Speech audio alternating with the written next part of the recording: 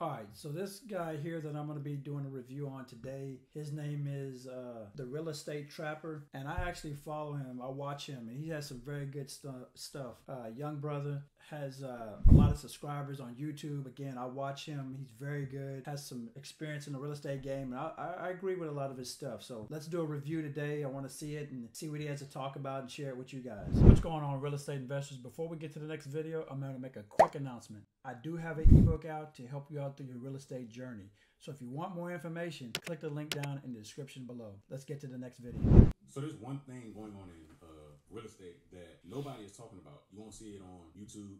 You won't see it on Instagram. You know, it's just one of those things that the real estate marketing department doesn't particularly want you to know about. And that is that 99% of investors are losing money in real estate right now. And I'm referring mostly to investors that do rehabs, like buy, fix, and flip. Not necessarily builders, and not necessarily buy and hold investors. But as always, as I've mentioned in the past, fix and flip investors always get caught in market downturns and market corrections. You know, through greed and through inexperience. There are several reasons why this happens. But just to give you an example, one of my friends, a real estate investor that I know, he has a property in DC that he's selling for $1.2 million. I think he paid maybe like $600,000 for it and put some work into it.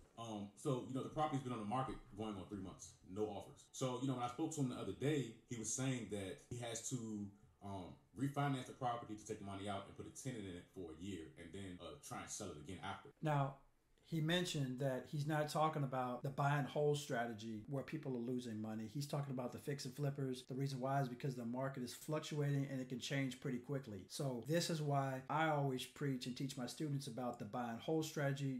You got a tenant in there. It doesn't matter what the market does. People need a place to live, and that's just the way it is. So let's continue watching. So when he told me the numbers, I kind of figured, just from hearing what he was saying and seeing the type of work that he was doing, and him telling me his exit strategy, I kind of figured that he would run into problems because most investors want to get the most they can out of the market. When it comes to the real estate investing marketing department, they never talk about the ugly side of it, which are things like this. In the past, I took out a hard money loan, from watching YouTube and trying to flip houses.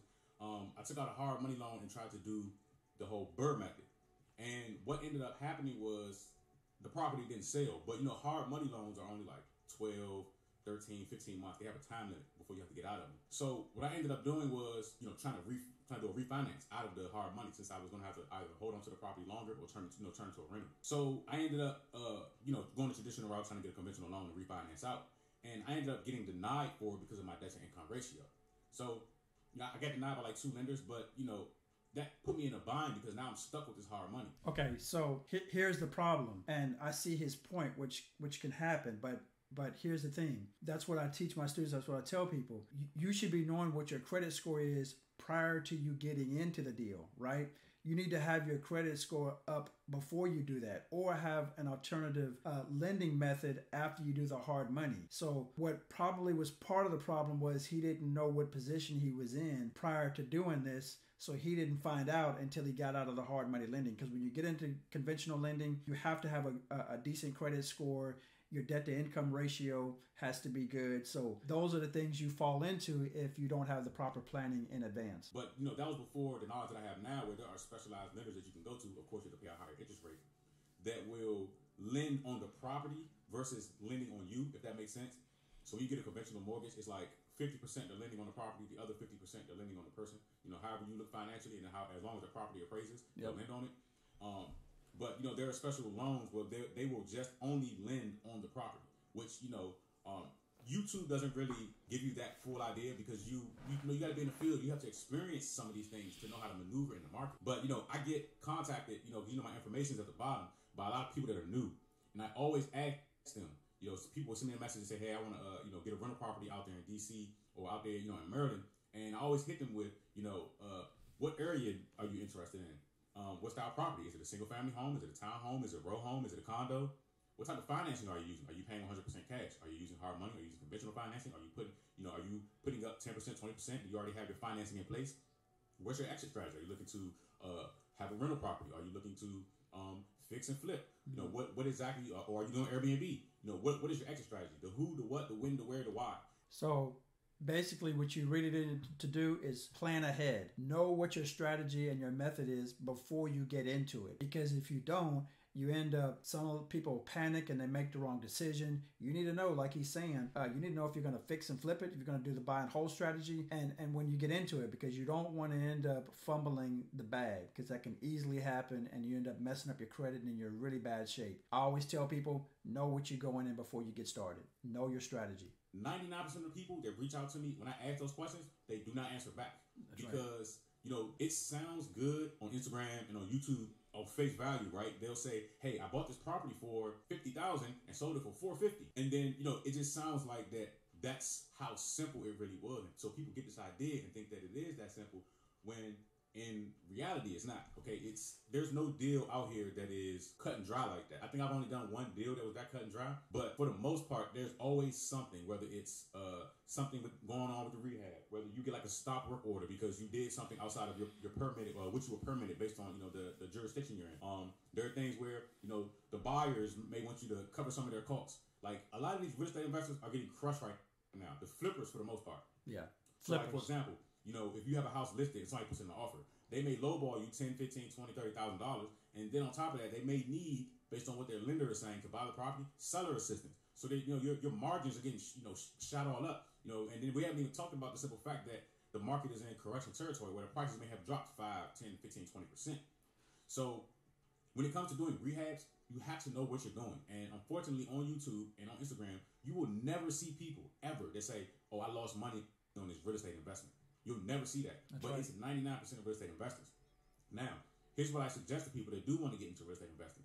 Don't think that you can be a rehabber full time. There are some people out here that are, but don't do it that way.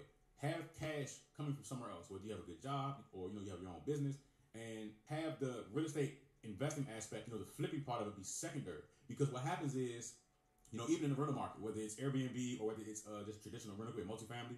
So I did find this out in my early real estate investing career. You'll have tenants that won't pay, but that's why I heard about people that don't pay. It does happen in this industry, but that's why I kind of switched and started doing low-income housing, because I get paid through the government as opposed through the tenant. Now, the tenant will have to pay a small portion, but even with that being said, 90% of my payments are coming from the government, and it's guaranteed. So it doesn't even hit or doesn't even get into their account or in their hands. It's bypassing the tenant, coming straight from the government, direct deposit into my account. That's why I use low income housing. And also another entity that I try, or tenant base, is another one I do, is traveling nurses. These are two very good in my opinion, but 80 to 85% of my tenants are low income housing, and that's why. And he's making a good point here. Go through the eviction process. So you have to have the cash flow and the money to float that. Otherwise, whoever lended you the money on those properties is going to foreclose on you. And now you've messed up your credit. You know what I mean? And it's going to be a lot harder for you to be able to get the next property. Okay? Now, here's the other thing. The other ugly truth they don't talk about when it comes to real estate investing, especially on the rental side, is the amount of debt that people are accumulating. Okay? They'll tell you on YouTube and on Instagram that actually buying a property to live in is a liability, and that you should be on the investing side to be making money off of it. That's fine and all. But when it comes to flipping and stuff, like, you got to be out of the property fast, because the interest that these hard money lenders charge is a lot higher. But when it comes to buying a residence that you're going to live in as a primary residence, if the market goes down 15, 20%, you won't be that affected. You'll lose equity, for a short amount of time. But if the market dips 20% and somebody's doing a flip with hard money, they're crushed. It's over. That's right. Somebody that is buying a property to live in, most people that buy their primary residence stay there for 10 years. So like the market's going to dip and it's going to come back up, or it may exceed, year 15 or year 20 or year 30. It's almost like when you put your money into the S&P 500, right, and the market dips. 20 years from now, the S&P 500 won't be the same place it is today. It'll be somewhere different. You know what I mean? So it's like it's similar. Or if you're doing the buy and hold strategy, like I teach and like I do myself, what I teach people and tell people is this: even though the market goes up and down, when you're doing the buy and hold strategy, you're getting cash flow every single month. So it doesn't matter what the market does. I only play off of the market in this aspect. If the market goes up, right? When the market goes up, what I'm doing is I'm doing a cash out refi. So I'm going to take advantage of that higher value of my property. I want to pull that equity out. If it goes down, guess what? I'm just going to stay put. I'm not going to buy any more properties, because when it goes up, I'm pull the equity out and go get more deals. When it comes down, like I said, I don't have to do anything. But either way, no matter what goes up or down, when you're doing the buy and hold strategy and you have a tenant in there, you're going to get paid every single month. It's cash flow every single time. So that's why you're protected when you're a buy and hold strategy. You know, when it comes to wanting to get into real estate investing, I always tell people, if you want to start, get in on the low risk side. The low risk sides are wholesaling, if it's legal in your area, and being a real estate agent. Because if you're an agent, you know, you have no risk. The risk is on the buyers and the sellers. You know, the sellers, they have the loans in place, or you know, they have the asset, which, you know, they're trying to sell it and they have to make mortgage payments. That's risk. You know, the buyers, you know, they have run their credit and put down payments and stuff. That's risk. Wholesalers and real estate agents facilitate the transactions. There's no risk there for them. It's only upside. That's correct. So you can learn the contracts, the process, the proper way to do things, the wrong way to do things by being a facilitator first. I have to agree with him 100%. That is true. When you're being the facilitator, you're getting the backside or the backstage side of how these properties move and how they respond and how the buyer and seller act and all the paperwork and the documentation. So it does help, and you don't have all that risk. You have less risk when you're a wholesaler, you're a realtor.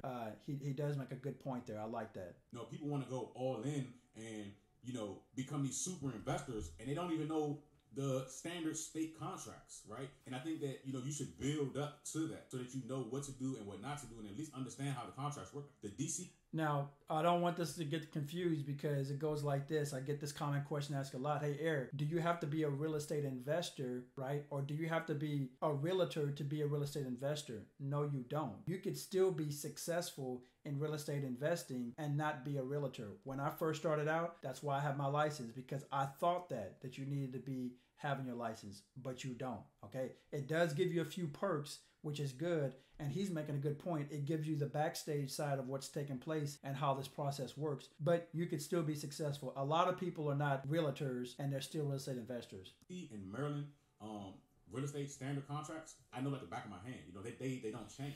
So on that aspect, you know, I'm checked off that box. I'm good, you know. And when it comes to, you know, going through a transaction, I'm good. I've done wholesale deals. Check. Like, I've done these things multiple times over and over. You know, you have people that are new that want to jump straight into flipping a single family home. Yeah. Like, you haven't even done a townhome yet. You know, and single family homes are different monsters, because it's a lot more that can go wrong with those. You know, like for me, I don't. If I flip a property, it's not going to be a single family home. It's always townhomes. The reason being is I try and stick in an area or stick in a price range that's affordable for the average person. So with real estate, it's like a funnel. So like you have a funnel, it's wide at the top. That's the lower price homes. And then the more expensive the home gets, the tighter the funnel gets, because it's based off of affordability. So the average American can afford 200, 300, 400, 500, up to 600. But once you get into 600,000, the funnel tightens up. And that's where you get into, you know, the 1% of people that can afford to buy that house. So when you're at the average income or the average home price, 300, 400,000, those homes are way easier to sell because there are more people that can buy them. That's right. So that's why if I do a home flip, it's always no one cosmetic. I don't do full gut job rehabs. They take too long, and there's too much red tape and things you have to do that. Me personally, I look for something that I can just come in here, maybe change the countertops, put stick on laminate floor, you know, take the carpet up, put stick on laminate floor down, change the mirrors in the bathrooms, like small stuff. So when I first started out, that's how I started off, just doing mainly cosmetic stuff, right? Properties that just needed some paint, some flooring, some faucets and stuff like that. And everybody's going to be different. But as each home that I did, I gradually got more experience, and I was able to take on more of a project. I've done deals now recently, and I've been doing this since 2000. We're in 2023. I've done deals where the houses look so bad that there was some flooding in there, or the house was burnt in some sections because of a fire. So we would gut it down all the way to the studs and go right back up and bring it back up again and add rooms to it. That's when you do the more experience level, right? And you've been doing it for a long time. But yeah, when you're starting out, it's just good to just do anything where it's just cosmetics. You just want to get your feet wet and get started. You don't want to try to take on too big of a project at the very beginning. And here's one other thing that most real estate investors don't know. You always market a home to a woman. You want to sell a home fast? The kitchen, the bathroom, and the closet are three things that you need to have down packed that look great, that appeal to a woman. The majority of people that are buying real estate are women and families. Okay, when it comes to families, the woman pretty much seals the deal on the home. Men. That is correct. The bathrooms, the kitchens, the closets, you got to make sure those are extra nice because that's what sells. And he may mention this later. He did say families. So with that being said, you need to have something with some good square footage. You start having these houses that are only 900 or 1,000 square foot. They're not going to sell as fast. They're not going to move as fast as a house that's 1,800 or 1,900 square foot, especially when you're talking about 3 to 4 people in a family. People need room. So that's really important, the square footage also. Aren't really, too intrigued by cosmetics. Maybe the exterior, the curb appeal, but when it comes to actually moving real estate, 3 things. The kitchen is the first thing. Second comes the bathroom, and third comes the closet. Those 3 things will, if you're doing a rehab, will help you move the home faster. So, the real estate marketing department on the internet, they don't talk about any of like the pitfalls or how investors are losing money right now. It's all, we're making money, flipping properties, but really the people that are making the most money consistently right now or in any market is always the wholesalers and always the real estate agents because they have the least amount of risk and only upside.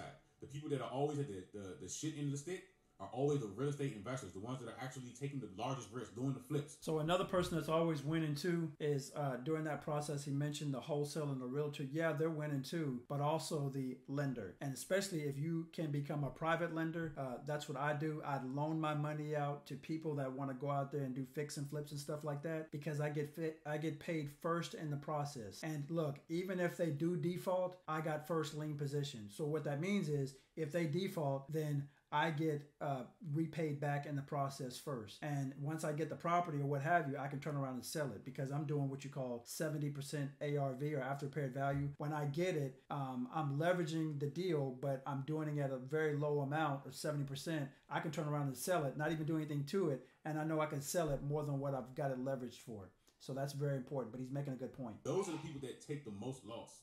Take the most losses, and you can look up the stats. 99.9 99% of real estate investors lose money. It's facts because most people get into it and don't know what they're doing.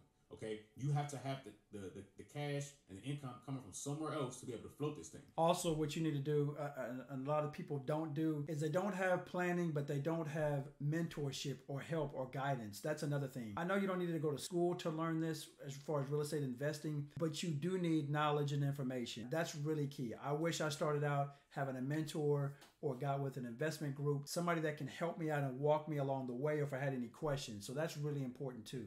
But what he's saying is true. Now, when it comes to people like Grant Cardone and these other guys, they're buying larger projects, and they have, again, like how Grant Cardone does the 100X conference. He has other cash coming from somewhere else that can float these things. That's what it's about, being able to float the projects.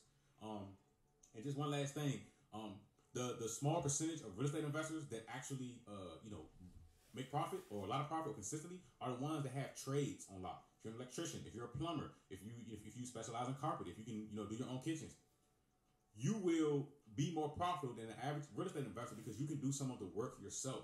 For somebody like me, I have to outsource all of the work. All of the work got to be outsourced because I don't have a specific trade where I'm licensed to do it correctly. Okay, and these are things that people never talk about. And there's nothing wrong with having a real estate investment mentor or even taking a course. Yep. But a lot of things you got to bump your head around on your own when it comes to flipping real estate.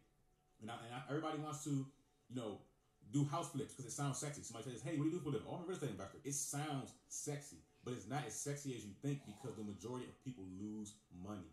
Okay, and most people won't tell you that, especially agents. Agents want to push you, "Hey, yeah, get this property, get that property." But the majority of people lose money. These TV shows, these people on Instagram, they make it seem like it's sunshine and rainbows, but it's not. It's kind of like it's a numbers game, right? Let's just say you do 10 rehabs in a year.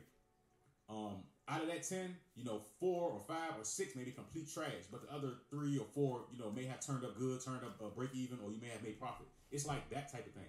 Not every deal is so cut and dry where you buy for 50 and put a 50 into it and sell for 150 and you make 50,000. No, you got taxes, you got title fees, you got seller assistance. If the buyer needs seller assistance to get through the transaction, you got to pay both agents on both sides. You have the brokerage fees. If the broker charges extra fees, you have all of these things involved, and you know, you can see, oh, I'm making this profit. Once you add those fees, you just start to see it shrink and shrink and shrink. Yep. And you know, you got to ask yourself, like, if let's just say it's taking you 9 months to a year to do a full gut rehab on the property, and you're only making $100 grand, you just gave yourself another job. You woke up every day to go babysit some contractors to only make $100,000. You got to keep that in mind.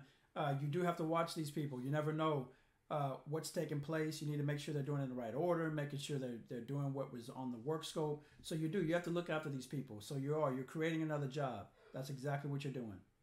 And to me, that doesn't make sense. Now, if you have a big enough team where you can rehab, 6 properties in a year, right? Okay, well, that makes sense. You got somebody that can manage, and that makes sense. But the average person that only has the amount of money to put down to do a single rehab, it sounds good, but it's not always that cut and dry. You have to be skilled to get it done the right way. But I just wanted to just leave you all with that because, a lot of the investors that I know are getting crushed right now. The rehabbers, they're getting crushed. And nobody talking about it. You will rarely see any video on YouTube or on Instagram that talks about how real estate investors are losing money right now. Really good points he's making. I agree with Real Estate Trapper. What you have to do is you have to understand, you have to plan this out. You got to make sure you're doing the right thing. It's not as easy as what people think it is. And he's made a good point too. They're not going to talk about that. That's not talked about a lot. So great insight. I was just reviewing it, and I agree with a lot of the things he's saying. And it's good he's bringing to light some things that just not being said. So hopefully this brought you some good value and information.